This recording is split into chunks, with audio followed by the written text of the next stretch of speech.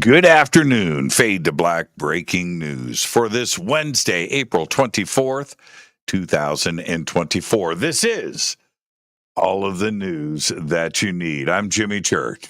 Yeah. How you doing?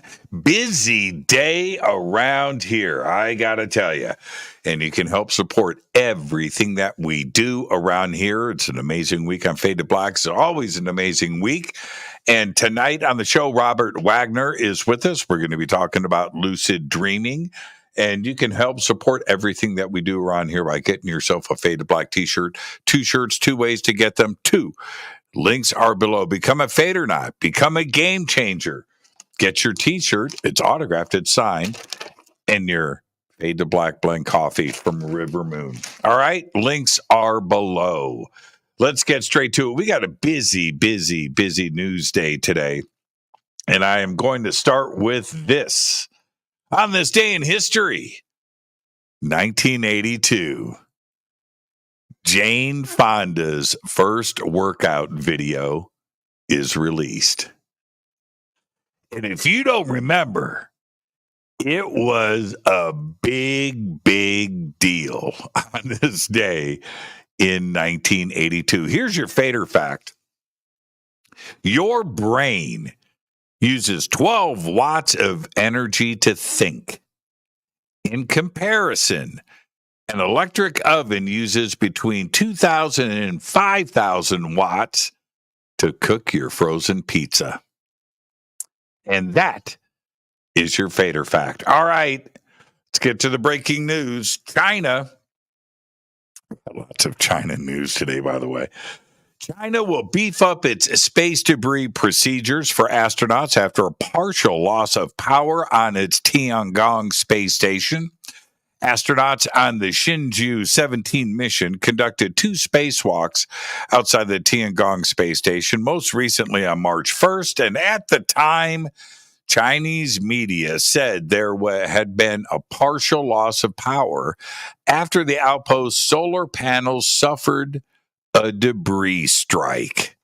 That's right. China didn't mention whose space debris it was, so it was probably their own, and they don't want to admit it. Yeah, I'm just guessing. The U.S. Space Force is testing a new ground-based satellite jamming weapon to help keep U.S. military personnel safe from potential space-enabled attacks. The tests were conducted by Space Training and Readiness Command, or STARCOM, which is responsible for educating and training U.S. Space Force personnel. The satellite jammer is known as the Remote Modular Terminal, RMT. And like other jammers, it's designed to deny, degrade, or disrupt communications with satellites overhead, typically through overloading specific portions of the electromagnetic spectrum with interference. Now, details about the test are scarce, but Space Force's statement explains that 2 RMT units were installed at separate locations and controlled by a third. The jammer was evaluated according to metrics such as system latency and target engagement accuracy. The system will be deployed and operated on the battlefield, disabling or disrupting links to adversary satellites overhead that might be surveilling or targeting U.S. forces on the ground. Wow. These are mobile units. You can carry it with you. Probably looks like a cell phone. A team of chemists at Lake Superior State University, check this out, working with colleagues from Wayne State University, both in Michigan, and 2 representatives from Geol US, a lab equipment maker, has found that some cannabis rolling papers contain high levels of heavy metals, which could be hazardous to smokers. That's right. Certain testing has to go into play here.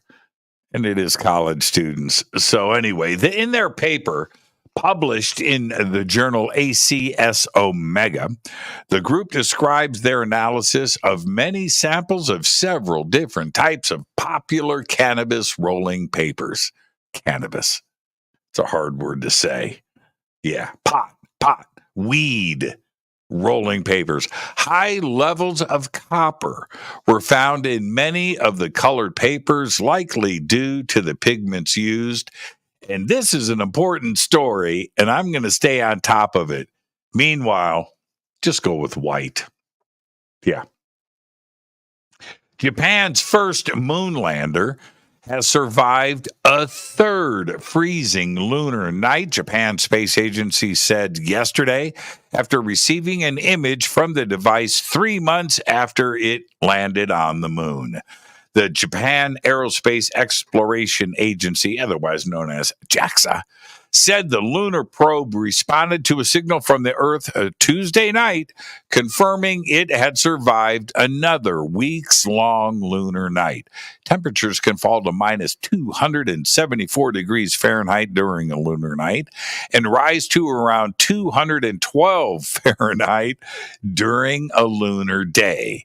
The interesting part is that it wasn't designed to survive any lunar night, let alone 3. And that's pretty cool. Sometime between 115,000 and 130,000 years ago, a Neanderthal living in a cave in Poland etched a series of markings into a bare bone. Despite consisting of just 17 lines, the engravings converted the bone into one of the oldest known symbolic items in Europe and one of the earliest to be associated with Neanderthals.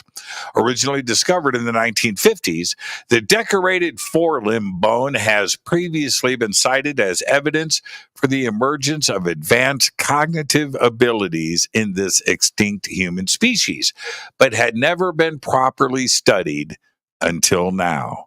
Neanderthal artifacts of this nature do not show up in the archaeological record prior to 130,000 years ago, making this one of the earliest traces of symbolic culture ever recorded.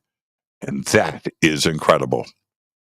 And finally, I'll leave you with this. What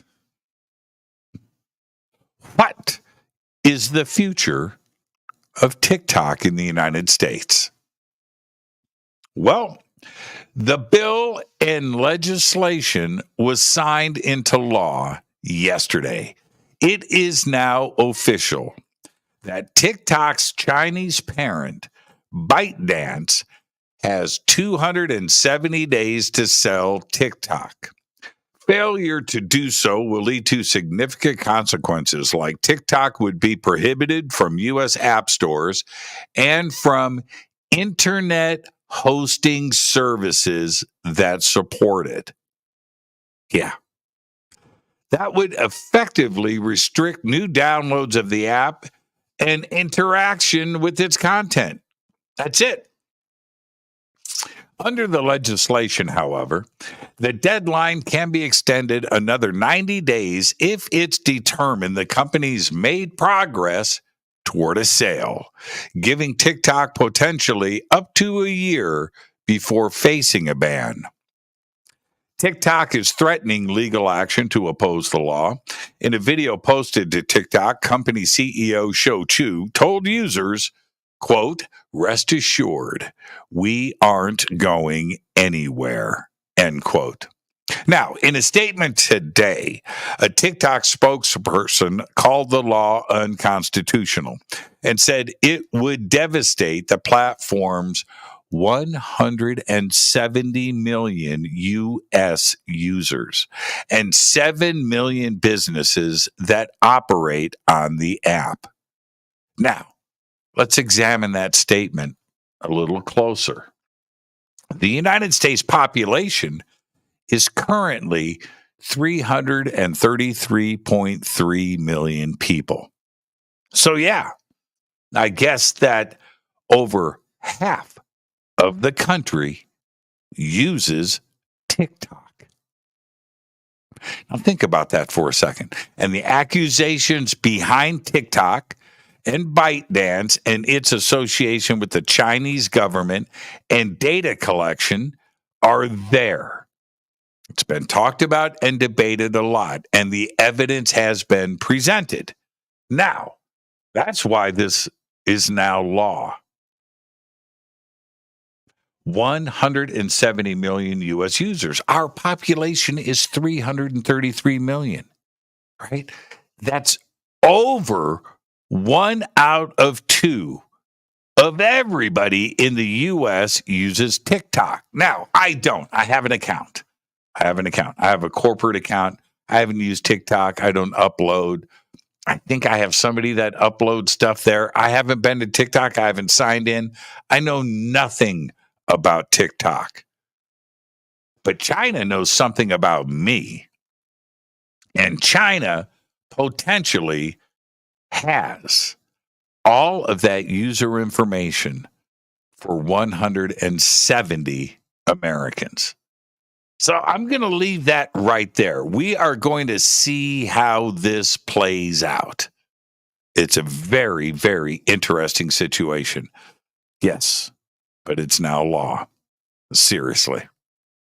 There you go. There's all of the Fade to Black breaking news that you need for this Wednesday, April 24th, 2024. Fade to Black breaking news is produced by Renee Neumann. Tonight on Fade to Black, Robert Wagner is with us.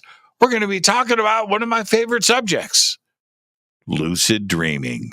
All of that and more tonight with Robert Wagner. Until then, all I've got is Go Backley Tappy.